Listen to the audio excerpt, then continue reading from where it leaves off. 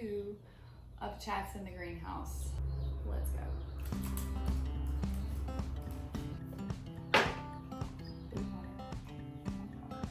In case you were wondering, I'm sweating and it's a little hot in here, but it's fine. Mic check, 1, 2, 1, 2, yeah! Just pretend that didn't happen. Just trying to make sure everything's working good, you know?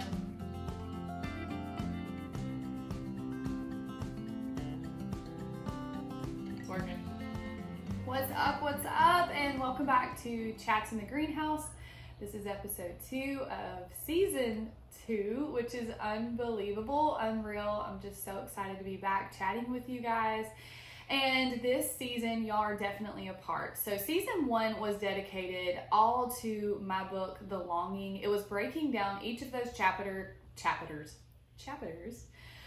breaking down each of those chapters and just kind of going through the book instead of doing an audiobook. And I would do that later, but I just wanted to be able to chat through them instead of like sitting and reading the book to everyone.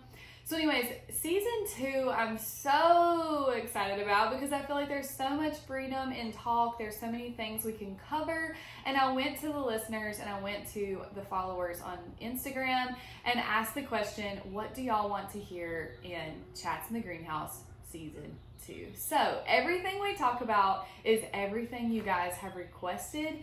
And so today we are going to cover some questions about the greenhouse. And then also going to cover what I've been doing since the last episode aired. So that would have been in October and all the things that have happened, which let me just say has been a lot. It has been a lot going on. So I think I can cover this all in 20 minutes. If not, we might go over just a little bit. So just bear with me. But question number 1 is, why did I want a greenhouse in the first place?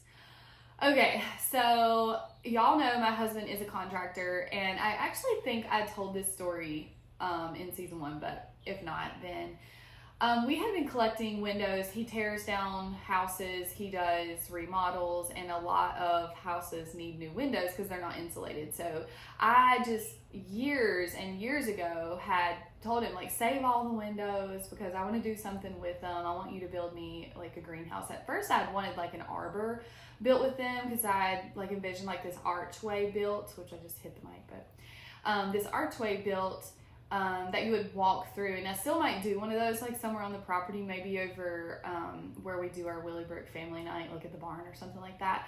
But that's kind of what I had envisioned at first, and then we accumulated more and more windows, and I was like, oh, I need a greenhouse. Reason I needed a greenhouse though was because all the plants were living in the garage, and there's no light, really good light in the garage, so the plants were just dying. It just wasn't good. I have a lot of plants because I have a coffee shop in downtown Landis, North Carolina, which typically every episode I start off saying which coffee I'm drinking, and I have to say that this episode I'm drinking water because I already had my coffee this morning, and it's midday. It's almost lunchtime actually, so I'm not actually drinking a coffee, but what I did was a macchiato. A caramel macchiato is my go-to. Can I get an amen? No? Okay. I'll amen myself. Amen. Yeehaw. Anyways, I needed the greenhouse because I sell plants. So I have a plant bar in my coffee shop, and so I try to keep just this revolving door of plants going on. I'm always thrifting pots, and I'm always getting plants and put them all together and sell them there. So it's just a great scenario. So that's why I needed a greenhouse. But then once my husband built this greenhouse and it looked like this and it was so magical, I just was like, this needs to do more. Like, it can't just be where I'm just planting some plants, okay? It has to be more than that. And it just felt so spiritual, honestly. It just felt like every time I came in here, I was connected to God. And when I was planting my plants, I was praying, and I would just turn on my worship music in here, and it just came like this holy place immediately. And he built it, and I think it was like a month or 2 later, God's like, hey, you need to start doing a podcast. And I'm like, what? Like, I had never even listened to a podcast. Okay, seriously, that is a hand on Bible moment. I had never listened to a podcast until, let's see, after my podcast was on the air. Like, I am a music person. And just like I had only read a few books when I wrote a book, I don't know why I am the way that I am. I don't know. I don't suggest it, okay? I don't suggest like not doing research before you do things, but honestly, God is my research, and I just fully trust him when he tells me to do something, and I just do it with my whole heart and hope for the best. And honestly, for me, I feel like if I had read 50 books, the comparison game would have been so vast for me that I would not have ever put pen to paper or fingers on keys and written the book. And if I had listened to 1,000 podcasts, I don't think I would be here recording one right now, because I'm a perfectionist, and I'm very, very hard on myself. It doesn't seem like that because of all the things that I do, but I'm constantly in and out of my head in this battle that Jesus just brings me out of, and I just have to take it to him, because I constantly feel like I can't do this anymore. I just want to quit. I'm not good enough. This person's better than me, and they're going to do it better, and this is going to look ridiculous because what if I fail, and all the things. But when I take those things to Jesus, there's an airplane going by right now. I told y'all, 100% distraction in this greenhouse. It always is. So airplane's going over if you hear that noise.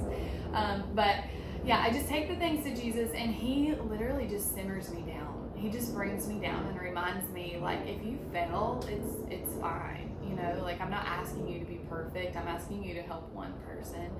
And so that's just how this whole thing came about with the greenhouse. I wanted one for plants. My husband built it. It was beautiful. I drew it all out, designed it, and it came to life. It was gorgeous. I meet with Jesus in here, and Jesus wants the whole world to meet with Jesus in here. So that's where we all are right now, sitting right here in the greenhouse with the animals and the airplanes and the birds, and it's just my happy place. And so now, I don't know if you know this, but if this is airing, I'm just going to go ahead and prophesy right now, because this should be showing on YouTube right now. So I started the channel already. I have video going right now. And so I'm doing a behind the scenes situation with the podcast, and then showing the videoing and all that. It's not going to be high quality, so don't go there and think that this is going to be amazing, because I don't even know how to hook a mic in 2 places. I am that person. So the quality is going to be terrible. Okay, moving on. So next on the list is, what have I been doing since October? I don't even know who cares about this, but there were a lot of questions about what I've been doing and what's going on in life, and wanting a life all around update. So I will say that life has absolutely taken a turn. Okay, in October, when my last podcast aired, I was just a normal little, I guess, micro influencer, speaker for the Lord. My book launched last year, end of last year. So that had come out. I had done some appearances and things like that. But in October, I had posted this reel. It was the craziest, most ridiculous reel I've ever seen in my life. I had done some thrifting reels, but I posted this reel about finding this dog bed. Okay, y'all probably seen it. I was thrifting, find this little wicker basket, and I'm like, oh, I had a puppy. We'd only had him like 2 months, and I'm like, he needs a dog bed. So I bring it home, video the whole thing, stick a blanket in it, just because I was like, oh, it's aesthetically pleasing. It matches my decor now, and put the puppy in it, and the thing went viral. So it was like millions of views. I think it's at 2 point something now. I don't know. So, I mean, that might be viral to some people. Some people that have 14 million views, it's probably not viral. I don't know. So there's a lot of like followers that came from that, and that just kind of boosted my confidence. And I just, while that thing was going viral, I just went and started posting. And so that helped some others go viral, and God just like honestly jumped in there and blessed it, because I was going through a mind spin. Honestly, I was the only person that knew this was my husband, but I just was like, I'm going through like an identity situation in battle, because I've just been like not looked at by all these people, right? And you get all these opinions in, and all these other voices in your head that are coming in, like telling you things, asking for you things. My DMs were blowing up, and I'm a one-person show. My coffee shop is ran by an amazing team, and I do inventory orders every single morning for that, and all the payroll and all the back end stuff, but I'm not present there. but everything else in life, I am. Like if you order a hat, then I'm making the hat. I'm putting the patches on. I'm mailing those out. If you DM me, I'm the ones in the DMs. I'm the ones linking all the things to the Like to Know It. And now all the things is a one person show, right? So whenever everything started going insane and I go from like 15,000 followers to 100,000 followers, there's a lot. That's a lot of mail. Let's call it mail. Okay. And I have been used to being able to respond to everyone. And so I went through this like whole identity battle of like, I can't keep up. People are going to be upset at me. Like I'm just letting people down. And that was a whole thing in itself where I had to just keep taking that to Jesus, because I kind of like I do this whole battle thing. Maybe y'all do, maybe you understand, where you feel alive like 5 minutes. And then you're like, I can do anything, I can conquer the world. And then it's like a Tangled moment. Honestly, that's what just popped in my head, was the movie Tangled, where Rapunzel is literally like running around. I literally told this to my husband. And he's like, she's running around, she's like, this is amazing. And then she's like in a ball crying, and she's like, I can't do this, I need to go home. And then she's running around acting crazy again, and then she's back in the ball. And it's just like this battle of like, what should I do, and all the things. That is the best description of my life over, I would say, since October, like honestly and truly, because now there's been several other things that have gone viral, and I have just worked really hard, I guess, on the social media, trying to keep up with people. We had our Willowbrook event here. It was the biggest one that we've had so far. We already have plans for the one next year, and I'll explain more of that like on another podcast. But let's see. I think like just an identity situation is what I've been going through since October.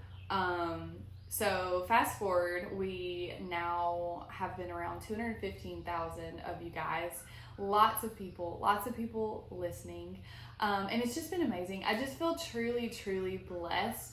And I feel like this is an opportunity that I never want to fail God on, right? Like, I mean, he gives us these blessings, and then you're like, okay, well, this is great. Like, this is what I've prayed for. And then when you're holding it, you're like, okay, I don't want to mess this up. Like, I don't want to ruin this. I don't want to fail him. Like, he has handed me all these people now that I can minister to through my book and my podcast and this other book that I'm working on, and, you know, going to speaking events. Now I'm speaking at women's conferences and ministering and praying over people. And let me just tell you, okay, you did not have to be like awesome to do these things. The first time I prayed out loud was literally last May. Okay, 1 year ago. And you'll probably tell a difference, I feel like, in my voice, even from this podcast season versus last season, because I've been talking more and more and more with people, so it just gets you more comfortable. So it's not about waiting till you've perfected your people skills or perfected your praying skills or your worship skills or your dance moves or whatever. What I've found is the freedom comes when you just do it anyways.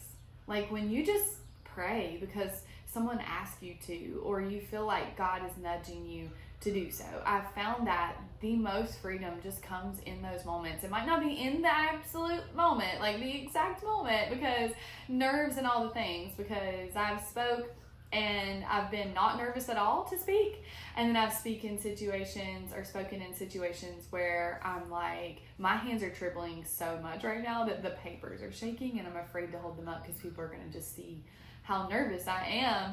And so that is hard. And I try to say that even when I am talking with people, of like, this is really hard right now. Like, this is not something that I ever prayed for. I never prayed and asked God to have me do a podcast. And I never prayed that God would have me be a speaker. But I'm going to tell you, when God asks you to do something and you accept, there's something that he does in your heart and your soul in being obedient that is so satisfying. It is so satisfying to be pleasing to the Lord.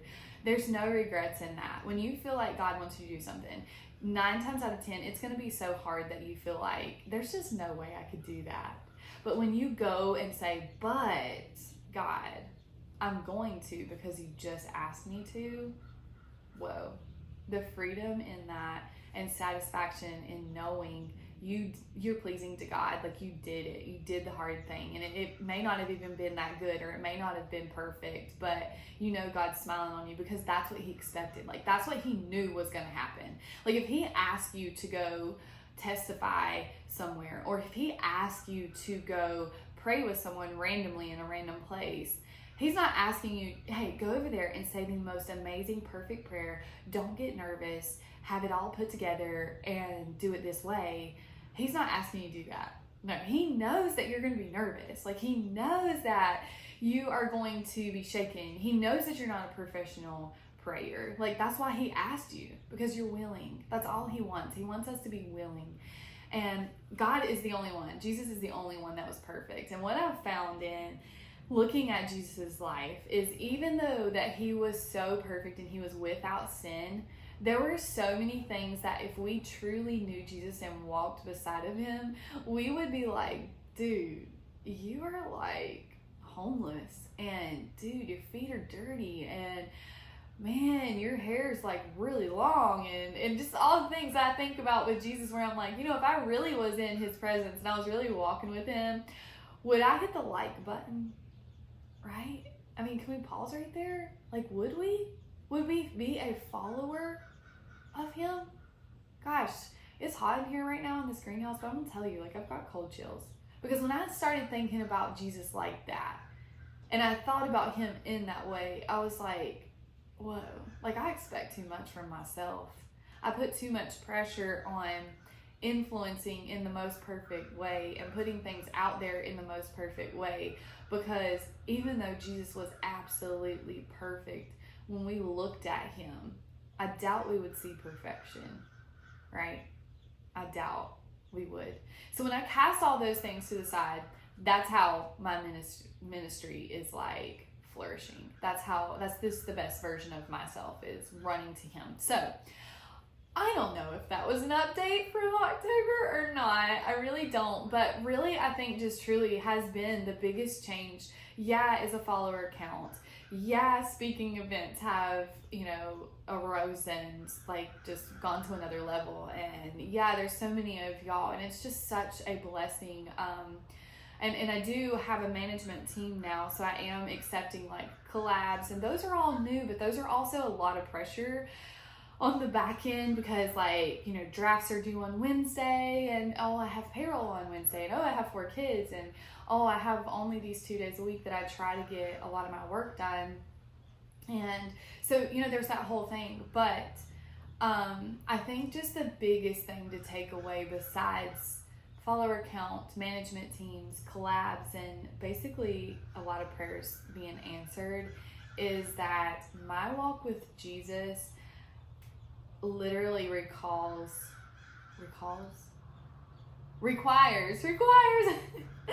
my walk with Jesus literally requires so much more. And I want you to catch that, because sometimes we pray for all these blessings on our life, and the reason that God does not hand them straight over is because he knows your plate will become so full that you don't have time for him. And this is something that I've had to strategically make sure I'm nurturing, is incorporating him in my everyday. So I think that the biggest takeaway, apart from all the things that y'all see on the outside, is that since October, my relationship with Jesus has become more alive than ever before, because I don't ever want to make a decision without him telling me what to do, and I don't ever want to go somewhere without him, and I never want to jeopardize my testimony by doing something that's not pleasing to him. Because in those moments where I do feel like I've done or tried to do exactly what he's had me to do, the reward of that is peace, no regrets, no anxiety. It's just an all around better place when I incorporate him in my everyday life. So I don't know if that is 100% giving you the question, or the answer, I guess, to that question of what's been going on since October and why I built this greenhouse. But I think it does. I think it kind of does give you a little insight. I think that if you see this greenhouse, I definitely think more than anything, I want you to see God on our property, like with everything that you see. For one, I definitely want to plug this in here, is everything for us costs half of what it would cost you to hire it. So if you have a husband that is handy in any way possible, shape or form, if you can build it yourself, DIY is definitely the way to go. Because if you hired something out like this, it would definitely cost a lot more. And we can afford to do fencing and things like that more lately because my husband can build all that, being a contractor. So I'm definitely just so blessed to have him in my life to be able to bring all these little sketches off paper and bring them to reality and to be enjoyed and this and that. So anything that you could possibly, I would say if you're looking to start out on anything, you just have to take the first step.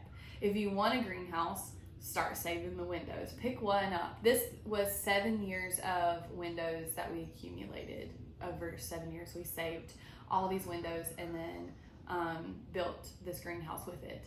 And then my Instagram was 10 years, I think.